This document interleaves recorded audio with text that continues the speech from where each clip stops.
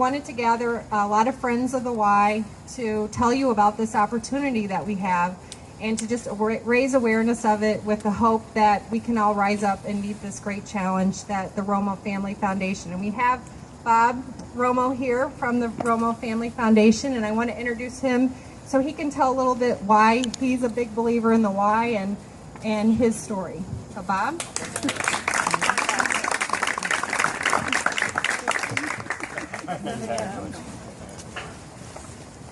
First of all, thank you very much to the Nyron family. This is a lovely home.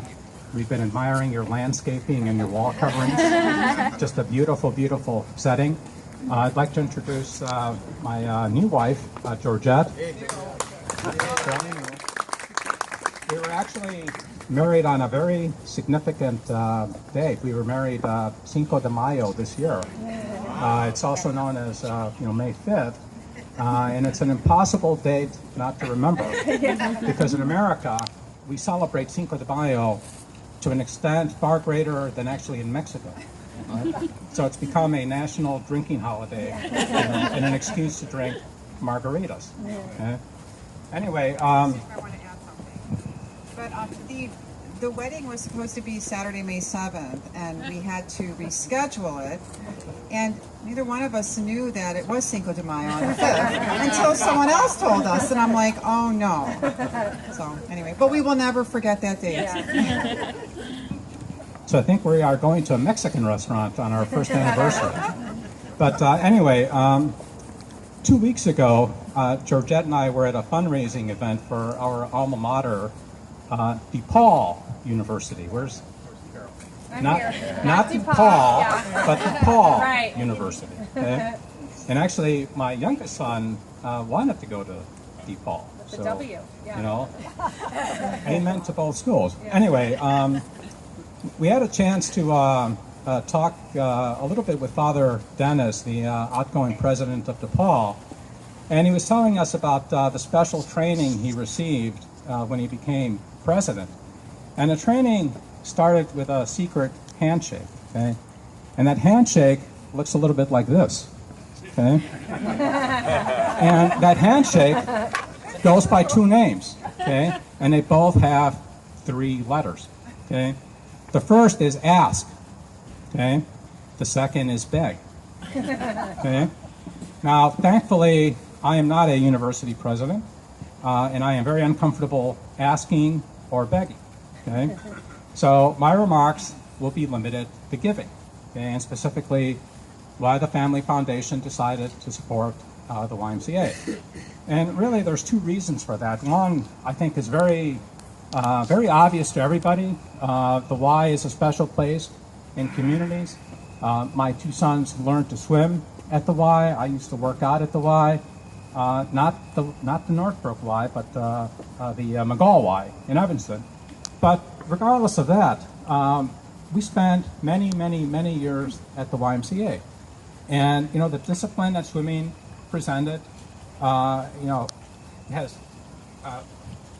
made them the, young men that they are today. Okay? No, not yet. Not yet. I was crying earlier today. Now it's his turn. I wasn't expecting that one. Okay? The second reason actually came as a surprise. I've known Howard, for several years, and we started attending different events.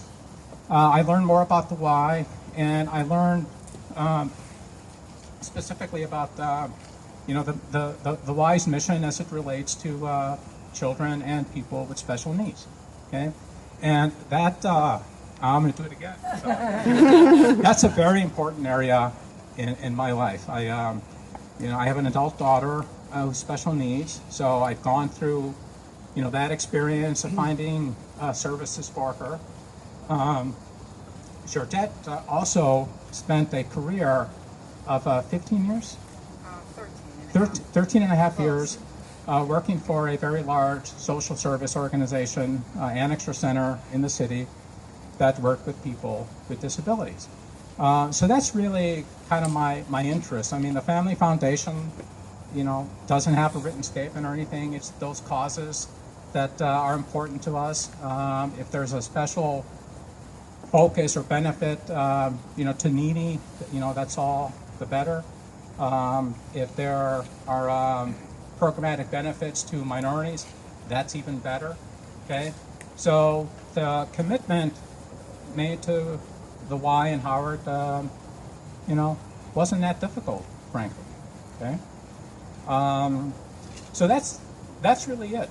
That's really it. I've come to know the staff of the Y, and I consider Howard a special friend. And I don't have anything else to say. I think I'm hungry and I want to go in and eat something. But I'll ask, do you have anything else you'd like to say? I just want to say that I did spend 13 and a half years working on behalf of people with disabilities, and there's so many different causes that you can support.